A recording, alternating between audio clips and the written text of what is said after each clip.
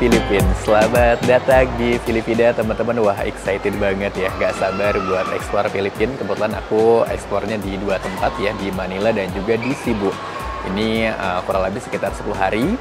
Nah, ini hari pertama aku tiba di Manila. Ini lagi ada di Ninoy Aquino International Airport ya, yang ada di Manila, di mana jaraknya dari sini untuk menuju ke pusat kota kurang lebih masih sekitar 30 menitan lagi lah, seperti itu. Nah, buat teman-teman juga yang pertama kalinya ke Filipina ya, tips pertama ketika udah keluar dari bandara gitu kan, sebelum kita cari transport, bisa tukar uang dulu ya di ATM yang ada di bandara di sini, atau sekaligus juga bisa beli SIM card lokal. Nah, kenapa aku saranin SIM card lokal? Karena memang selain harganya lebih murah dibandingkan sama kita roaming, ini juga tentunya untuk kita biar bisa daftar kebutuhan-kebutuhan aplikasi ya selama di Filipina lah, jalan-jalannya biar enak. Jadi kan harus pakai nomor lokal seperti itu. Oke, dan udah nggak sabar buat ekspor. Sekarang aku mau coba ambil uang dulu, sekaligus juga beli SIM card lokal sebelum kita menuju ke pusat kota Filipina. Yuk. Oke, sekarang saatnya kita menuju ke kota, teman-teman. Salah satu cara untuk menuju ke pusat kota Manila ini kita naik Grab ya, kalau pengen lebih simple. Ini kurang lebih untuk ongkosnya sekitar 400 peso atau sekitar 120 ribuan lah. Karena kalau misalkan naik bus ataupun juga, ya naik bus terutama katanya tadi nanya nggak ada ya yang ke pusat kota ataupun juga ke pusat kota Manilanya. Jadi mau nggak mau kita harus naik taksi. Jadi kita bisa pesen langsung ke sini, atau kalau nggak lewat aplikasi juga bisa, pakai aplikasi Grab-nya.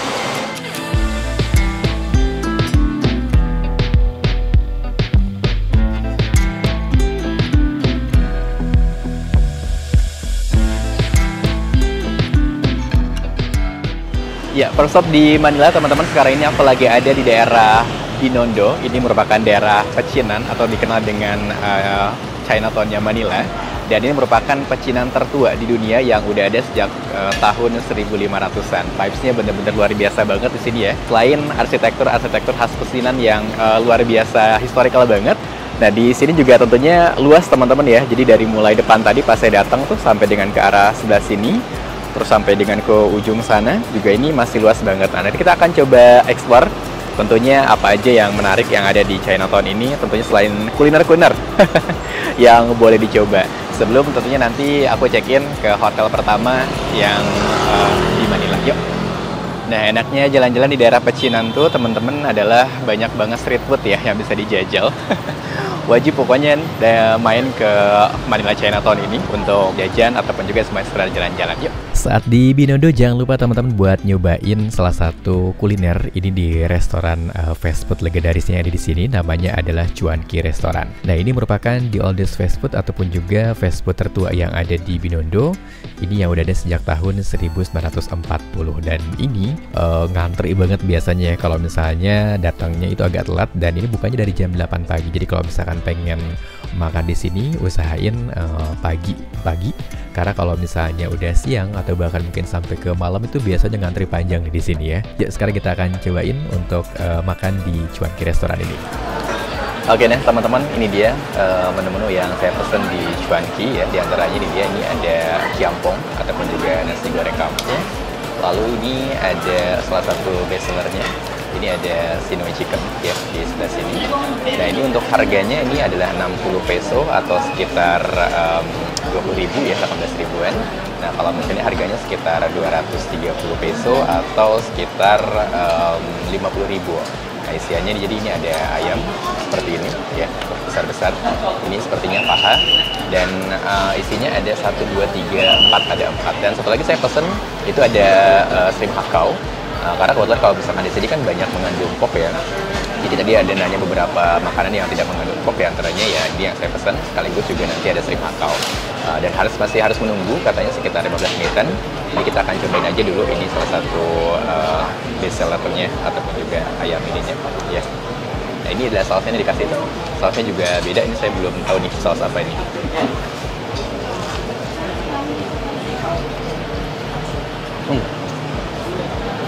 Wow. Ini benar-benar gurih ya. Dan ini bisa buat berdua sebetulnya. Karena memang porsinya juga jumbo-jumbo seperti ini. Jadi si ininya crunchy, untuk ayamnya, terus juga lembut dan Ini sausnya enak, wajib dicoba. Kita akan cobain ininya terlebih dahulu. Ya, ini ada ciampong ataupun juga nasi goreng kampungnya. Ukurannya memang kecil, porsinya mini, jadi pas kalau misalkan buat sarapan pagi-pagi ya.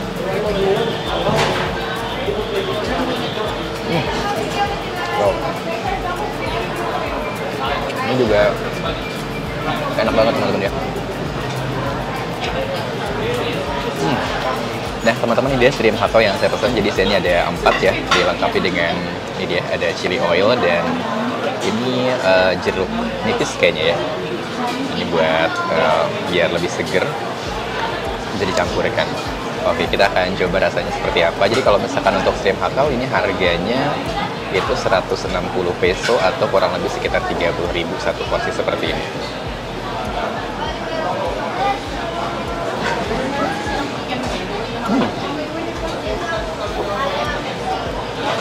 Ini enak banget.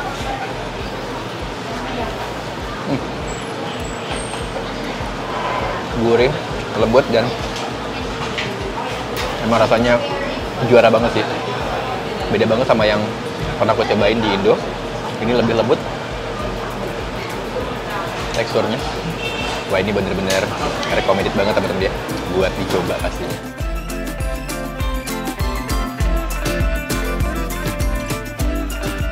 Nah, selagi di kawasan Binondo, terutama di Chinatown, teman-teman ini bisa datang ke apa ya, kayak semacam plasanya atau juga alun-alunnya. Ini yang lokasinya ada di depan gereja Binondo di sebelah sana tuh, ya. Jadi di sini kalau misalkan mau foto-foto bisa dengan tulisan I Love Manila Chinatown. Jadi memang di sekelilingnya ini udah dikelilingi oleh gedung-gedung bertingkat ya, atau juga pencakar langit. Nah, tapi di sini berpadu dengan gedung-gedung tua juga, dari dulu ya, dari zaman dulu seperti itu, terutama kalau misalkan kita ke arah sana tuh, yang pas tadi makan, apa namanya, di cuanki. Nah, jadi teman-teman di belakang itu adalah pintu gerbang utama ya, menuju ke Pecinan Binondo, di mana di seberangnya ataupun juga di depannya ini ada Sungai Pasig, yang merupakan salah satu sungai terbesar. Ini membelah Metro Manila.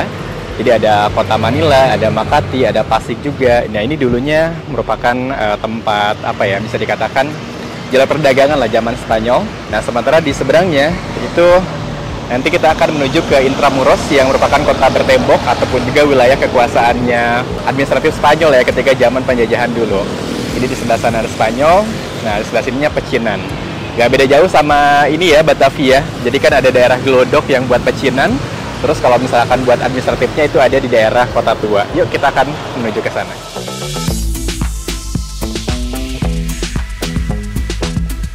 Oke, sekarang aku udah tiba di kawasan Intramuros teman-teman ya. Nah, ini merupakan Batavianya lah kalau misalkan di Jakarta. Ini merupakan pusat pemerintahan kolonial Spanyol ya ketika dulu menjajah Filipina. That's why di sekelilingnya ini kita berasa kayak lagi ada di Spanyol seperti itu. Nah, di sini juga ada, atau kita juga bisa keliling ya, melewat apa, keliling Intramuros ya, menggunakan itu dia, ada kendaraan delman tuh di belakang. Nah, sementara di depannya ini ada Plaza Rom teman-teman, yang merupakan salah satu gereja yang bisa dikunjungi, cuman lagi ada renovasi tuh kayaknya di atasnya, jadi kayak agak kurang gambarnya ya. Terus juga ada tamannya. Nah, sementara di sebelah kanan itu ada Palacio del Gobernador, atau mungkin Governor Palace kali ya, tempatnya gubernur seperti itu. Nah, di sebelah sana nanti ada Benteng Santiago, kita juga akan ke sana. Pokoknya kalau misalkan kita keliling Intramuros, ini seharian bisa banget ya menghabiskan waktu hari pertama di Intramuros.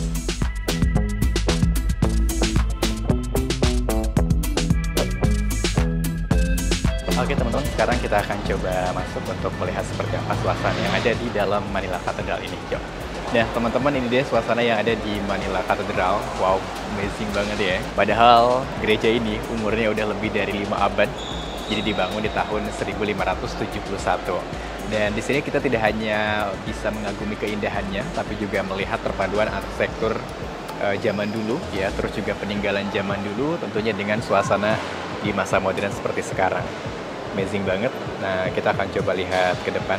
Nah, ini terbuka untuk umum, untuk masuknya juga gratis teman-teman kalau misalkan mau, tapi kita bisa donasi ya. Nah, jadi ini bukanya sampai dengan jam 5 sore. Nah, jadi katedral ini teman-teman bisa menampung sampai dengan 2000 jemaat ya, terdiri dari 2 lantai. Jadi lantai 1, lantai 2 yang di sebelah atas. Nah, tentunya kita juga selain bisa ke altar sana, kita juga bisa melihat sudut-sudut ataupun juga beberapa sudut yang ada di Manila Katedral ini ya. Di antaranya ini dia nih, teman-teman. Jadi kalau misalkan buat berdoa, sepertinya di sini ya. Oke. Yuk, sekarang saatnya kita menuju ke Benteng Santiago, yang kurang lebih sekitar nggak sampai sekilo lah dari sini. Yuk.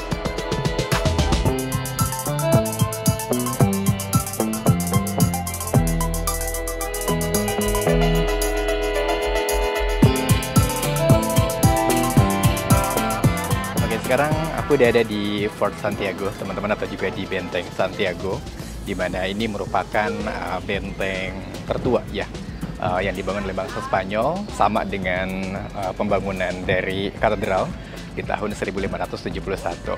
Nah, fun fact-nya adalah benteng ini dibangun oleh Raja Muslim ya, namanya Raja Sulaiman. Dan untuk masuk ke sini, kita kalau misalkan warga asing itu bayar sekitar 75 peso atau sekitar Rp23.000. Nah, di sini kita bisa keliling-keliling menyusuri benteng-benteng, teman-teman ya. Jadi ada ke bawah, terus juga ke sebelah sana.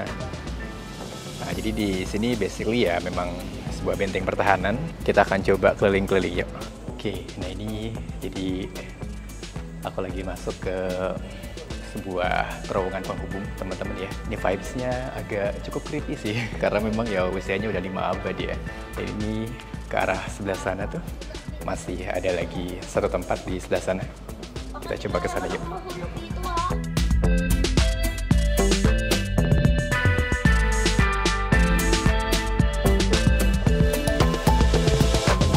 Nah, ini dia nih teman-teman, Fort Santiago yang menjadi salah satu ikon di Intramuros ya untuk gerbangnya sendiri. Nah, fun fact-nya sekali lagi, karena ini dibangunnya oleh Raja Sulaiman ataupun juga Raja Manila yang beragama Islam. Nah, di sini ada Raja Sulaiman Theater, teman-teman ya, yang tentu didedikasikan untuk Raja Sulaiman. Nah, di sana ada kantor administrasi, terus sana juga masih cukup lumayan bisa tuh dieksplor. Tapi ini cuacanya walaupun nggak terlalu terik, tapi emang panas banget ya. Oke, kita akan coba melipir ke sebelah situ yuk.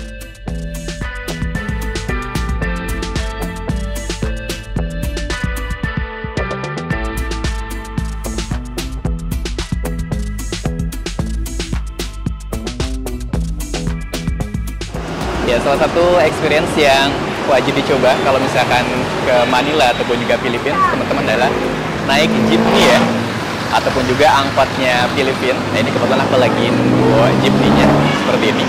Nah, cuman ini jurusannya bukan ke yang aku mau. Jadi ini merupakan salah satu experience traveling yang harus banget dicoba kalau ke Manila. Nah, ini jurusannya adalah Divisoria. Ini dia.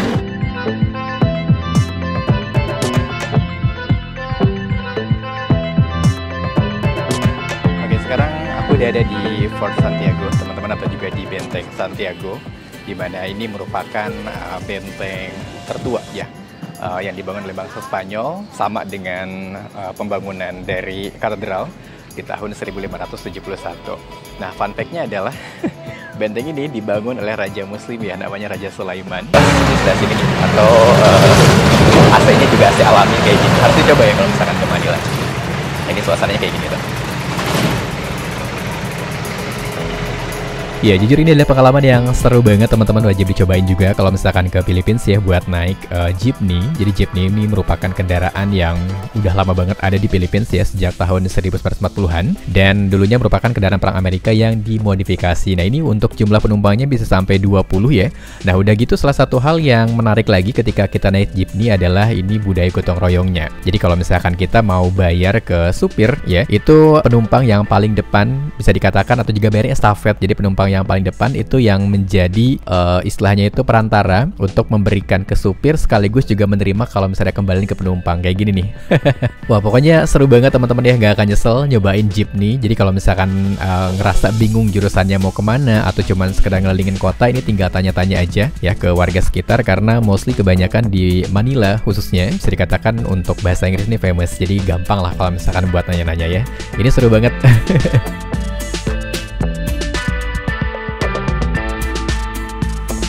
Oke deh, teman-teman, untuk episode pertama Philippines sampai di sini dulu. Terima kasih banyak untuk yang sudah menonton. Mudah-mudahan bisa menginspirasi dan juga bisa ngasih informasi ya buat yang pengen traveling ke Philippines, terutama ke Manila. Dan kita ketemu lagi di video selanjutnya.